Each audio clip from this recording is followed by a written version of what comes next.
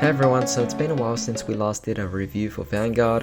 This is just really crazy. I was just so busy with, uni and everything like that. There's so much work to do, so many assignments, tests to actually come up with here. And as a result, I just haven't been able to catch up on the latest episodes until now. So I was able to watch the final two episodes, surprisingly, episode 13 and 14. Very surprising that it actually ended so soon, to be honest. Like, I really thought this was going to be one of those really long arcs that would last maybe 50 episodes or something like that. No, it turns out that episode 13 and 14 are the final episodes, and we're getting a completely new series, so pretty crazy there. But yeah, with 13 and 14, I'm going to do a double episode review together. I thought it would be actually a lot better since they actually do have a great link between each other. So with episode 13, we have the two anchors of each team basically going up against each other, where we have Ibuki going up against Naoki, and that's definitely going to be really interesting, of course, given that Ibuki actually was willing to grovel, or rather go on his knees to actually beg for forgiveness from Naoki if he actually lost. And again, surprisingly, Ibuki actually ended up losing that, so as a result he genuinely actually went with it. So that was kind of something that I really wasn't expecting for Naoki to win. It's great for his character to actually gain this kind of development in terms of strength and everything like that, and his ability to actually card fight, I suppose. But overall, I felt like it was a little too soon, and because we didn't really get too much of a story to develop Naoki's skill, it just seemed like a really unjustified win, which is something that I just didn't like at all.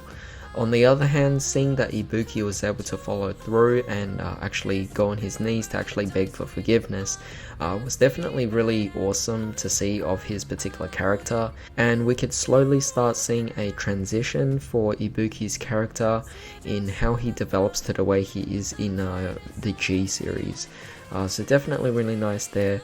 That being said, it was definitely a really nice episode. I really did expect Fukuhara to actually win that one because of the fact that Hayao Henri was actually in this particular one watching through the TV.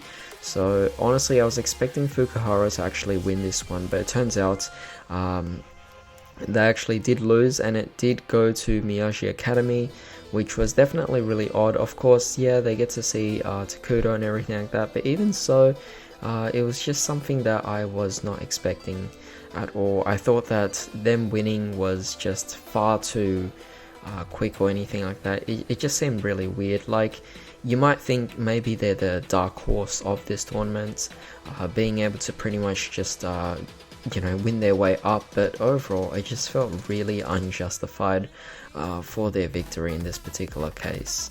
That being said, during the fight with Naoki versus Ibuki, it was really cool to also see that Korin was able to get up and cheer for Naoki as well. Obviously being able to see that she still will have some kind of remnants of memories with being the part of the club itself, so definitely really cool there. But with that being said, we move on to episode 14, the final episode. Definitely a really surprising one. They go up to collect their prize, and all of a sudden there is actually going to be a fight between Korin and Aichi, which is definitely something I found was really weird here. Definitely very happy to see that Korin actually did win this fight. I felt that Aichi was just getting too many wins throughout this season. Not to say that I want like some kind of fairness to it, it's more so I felt that Aichi's progression was just far too over the top. I just felt that there was not enough time for the series to develop Aichi's skill level in the game itself. And although we've seen the original series, I felt like for anyone who's actually just getting into the V series, this particular series for the very first time, and are just watching it for the very first time, it might seem a little odd and a little less enjoyable, given that Aichi just has such an extreme growth in terms of his skill level in such a short amount of time. Technically it's meant to be a longer amount of time, but we're not getting enough episodes to actually showcase Aichi's development here. You know, he's supposed to lose a bit more, be able to learn different tricks up his sleeve. But it seems like in this particular case, he seems to be pulling up a bunch of random cards, or rather just new cards. I'm not going to say random, but new cards that pretty much just give him the victory, and it's something I really don't like seeing in this particular series. The pacing is just really off at many points of the I guess the whole timeline or the plot being driven along, and as a result certain wins for certain characters just didn't seem right to me. But that being said, Corin did actually officially join or rejoin Miyagi Academy Club again, so definitely really awesome. One thing I found that was really interesting is that they actually didn't get their memories at all. They just ended up being able to become friends properly again, which is definitely very nice, but it is definitely sad to see that they couldn't re-establish that same connection that they once had before. With the whole, I guess, headband that Misaki was actually wearing to obviously remember Corin, and the whole relationship between them was definitely really nice. But that being said, that definitely just was a really great way to actually end the series as a whole though, because I felt that compared to the original series, it was definitely very poorly executed, at least for the ending of the anime, whereas for this one the ending was definitely very well done, so definitely really happy about that.